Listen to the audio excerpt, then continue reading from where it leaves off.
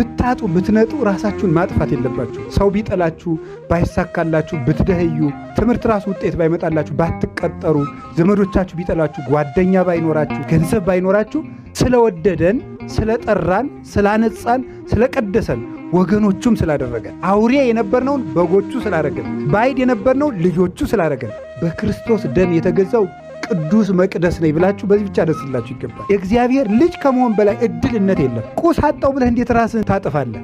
ሰው ከቁስ በላይ ነው። ሰው ከእውቀት በላይ ነው። ሰው ከቤት በላይ ነው።